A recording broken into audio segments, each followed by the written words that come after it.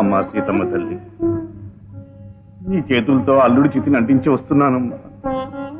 ఈ శిక్ష పగవారికి కూడా వద్దాం. ఇంకా ఎన్ని ఘోరాలు చూడడానికి, ఎన్ని బాధలు భరించడానికి ఈ జీవిని బతికించి ఉంచావు తల్లి. నా బిడ్డ ఏం తప్పు చేసిందని దాన్ని నొసటి బొట్టు చెరిపేశావు. అయ్యగారు, తమరు ఇలా చూస్తుంటే కడుపు తరుక్కుపోతుందండి అయ్యా. ఆ అమ్మాయి గారు బొట్టు చెరిపేసింది ఆ మూరు కాదండి, చేసిన పాపం కట్టి కుడుకుతుంది అంటారు.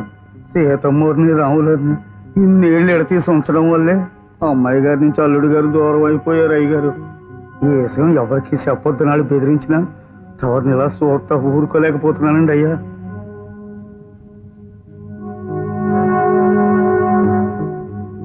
ఏ విషయం? అల్లుడు గారిని నారాయణ గారు హరిబాబు పొడి చంపారండి అయ్యా. అల్లుడు గారు హరిబాబు కొట్టుకుంటుంటే వెనకాల నుంచి నారాయణ గారు వచ్చి గుణపం పట్టుకున్నారు. హరిబాబు అల్లుడు గారిని దాని మీద తోసేశారు. అది ఈపులో కూర్చుకొని ఆయన చచ్చిపోయారయ్యా. గారు ఆవేశపడకండి, మాట్లాడక, ఇంకా మాట్లాడకు. అసలు నువ్వు ఇదంతా చేసింది నువ్వు. ఏ పసిపిల్లల మనసుల మీద కక్షాక ఆవేశాలు నీడపడకూడదని అంత దూరం తీసుకువెళ్ళాను. వాళ్ళ మధ్య పగ ప్రతీకారం పెంచి పెద్ద చేసింది నువ్వు. ఇదంతా నా ఆస్తి కోసం నువ్వు వాడిన నాటకం కదూ. లక్ష్మి రాజాకి ఇవ్వకుండా వర్మకిచ్చి హరికి లతనిచ్చి పెళ్లి చేస్తే నా యావదాస్తి హస్తగతం చేసుకోవచ్చు కదా నీ ఆశ. అందుకోసం అబద్ధాలాడావు, అగాధాలు సృష్టించి ఆఖరికి మనుషులను చంపే స్థితికి కూడా దిగజరుతావని నేను అనుకోలేదయ్యా. ఇంత జరిగాక ఇంక నేను ఊరుకోను. నువ్వు అనుకున్నట్టుగా మాత్రం ఈ పెళ్లి జరగదు నారాయణ. లక్ష్మిని రాజాకే ఇచ్చి పెళ్లి జరిపిస్తాను. అలా చేయడానికి నువ్వెవడివి? లక్ష్మి నా చెల్లెలు, దాని పెళ్లి నా ఇష్టం. నీ ఇష్టం వచ్చి చేయడానికి నువ్వెవడివి? నన్ను నువ్వెవడివి అని అడుగుతున్నావా?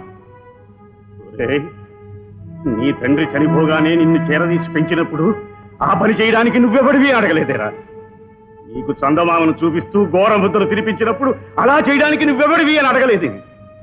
నీకు జ్వరం వస్తే నేను లంకణాలు పడుకున్నప్పుడు అలా చేయడానికి నువ్వెవడివి అని అడగలేదేరా? నువ్వెవడివి అన్న 5 అక్షరాలు నేర్చుకోవడానికి ఇంతకాలం పట్టించా నీకు?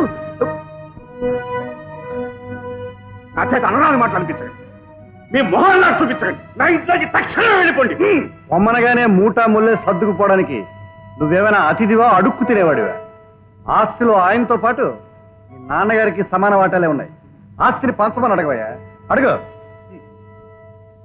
తాతల కాలం నుంచి ఈ కుటుంబంలో ఆస్తి పంపకం జరగలేదు నారాయణ, ఇప్పుడు జరగదు. కావాలంటే ఈ ఆస్తి యావత్తు మీరే తీసుకోండి, నాకు పైసా అక్కర్లేదు. అల్లుణ్ణి దహనం చేసిన ఈ చేతులతో అన్నం కూడా తినలేని మనోవ్యతతో ఉన్న నాకు డబ్బెందుకు? రంగు కాగితాల కోసం నిండు జీవితాలు నాశనం చేసే రాబందులు మీరే తీసుకోండి, పండి. ఇప్పుడు నా ఆస్తి తీసుకోవడం కాదు, మా ఆస్తిని అమ్మేసావు, ఇంకా పెరగవలసిన ఆస్తిని తగ్గించేసావో ఎవరికి తెలుసు?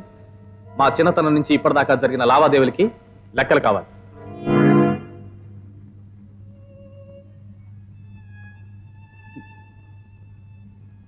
లెక్కలు చెప్పాలా? నేను మీకు లెక్కలు చెప్పాలా? బావా, ఎవరిని అడుగుతున్నావు మాట? మావైనా చల్లటి నీడనిచ్చే చెట్టు కింద పెరిగిన పిచ్చి మొక్క, నీ నీడ వల్లే నేను ఎదగలేదని ఆ చెట్టును తిట్టిపోస్తే నలుగురు ఉమ్మేస్తారు. ఆయన మిమ్మల్ని పెంచకపోయింటే ఆయన మీలాగే స్వార్థపరుడై ఆ రోజే ఈ ఆస్తంత నాదనుంటే ఈ పాటికి నువ్వు నీ చెల్లెలు అడుగు తింటూ ఉండేవాళ్ళు.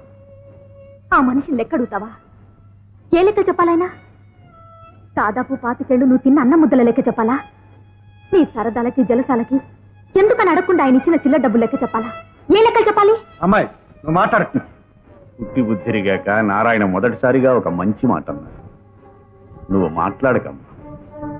పెద్ద పులి ముందు వేదాలు వల్లిస్తావెందుకమ్మా పిచ్చిదాన్ని? మాట్లాడు. వీళ్ళిలా మాట్లాడి నా కళ్ళు తెరిపించారమ్మా. ఇంతవరకు గాజు ముక్కల్ని వజ్రాలని భ్రమపడి 14 సంవత్సరాలు నా కూతురికి దూరంగా ఉన్నానమ్మా. ఇంకా నా వల్ల కాదు. నా బిడ్డని నేను తెచ్చుకుంటాను. నా కూతురి కాళ్ళు పట్టుకుని ప్రాధేయపడైనా సరే ఇక్కడికి తెచ్చుకుంటాను.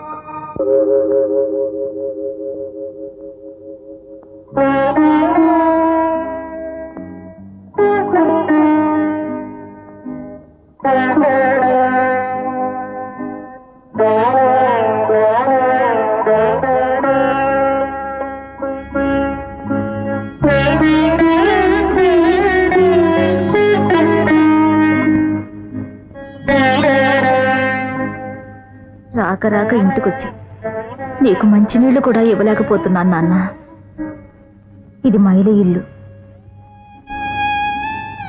జరిగిన దానికి ఎంతో సిగ్గుపడుతున్నానమ్మా. పదమ్మా, వెళదాం పద. ఎక్కడికి నాన్న? మన ఇంటికి. ఇది నా ఇల్లు, అది నీ ఇల్లు. మనకిల్లు ఎక్కడుంది నాన్న? చచ్చిన పావుని ఇంకా చంపకమ్మా. పద వెళదాం. నా ఇల్లు వదిలి నీ ఇంటికి ఎలా రా నాన్న? నా ఐదోతనాన్ని మింగేసిన మనుషుల మధ్యకి ఎలా రాగలను? అంత మాటనకమ్మా. అంతా దైవేచ్ఛ. నేనిప్పుడు నిన్ను తీసుకెళ్ళడానికే వచ్చానమ్మా. అవును, అందుకే వచ్చావు నాన్న. నాకు తెలుసు. అందుకే 14 ఏళ్ల తర్వాత ఈ గుమ్మంలో అడుగుపెట్టావు. లోకంలో ఎందరో తండ్రులు కూతురికి చీరే సారే పెట్టడం కోసం, పసుపు కుంకుమ ఇవ్వడం కోసం పుట్టింటికి తీసుకెడతారు. కానీ నువ్వు నా పసుపు కుంకుమ తుడి చేయడం కోసం నీ ఇంటికి తీసుకెళ్ళడానికి వచ్చావు. అది ఓ ఆచారంగా కర్మకాండ చెయ్యాలి గనక తప్పనిసరి వచ్చావు. మొగుడు పోయిన కూతుర్ని గోవిందయ్య ఇంటికి తీసుకురాలేదని రేపు నలుగురు నవ్విపోతారన్న భయంతో వచ్చావు. నన్ను తీసుకెళ్లి విధవరాల్ని చేసి 10 మందిలోనూ గౌరవం పొందడానికి వచ్చావు. తల్లి, నన్ను అర్థం చేసుకోమ్మా. ఆ పని ఇప్పుడిప్పుడే చేస్తున్నాను నాన్న. ఇప్పుడిప్పుడే కన్నీటి పొరల మధ్య నుంచి చూస్తుంటే మీ అసలు రంగు తెలుస్తోంది నాన్న. అమ్మా,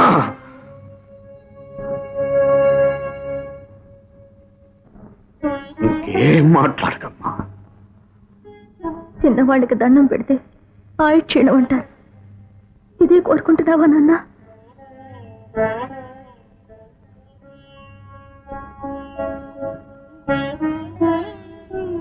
నన్ను తీసుకెళ్ళడం నీ బాధ్యతేమో, నీతో రాననడం నా హక్కు నాన్న. ఆయన శవం బయలుదేరిన ఈ ఇంటి నుంచే ఈ కట్టి కూడా వెళ్ళిపోవాలి.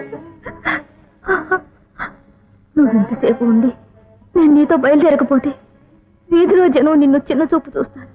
అది నీ గౌరవానికి దెబ్బ. త్వరగా బయలుదేరు నాన్న. అది కాదమ్మా. కొమ్ము అటుంది నాన్న.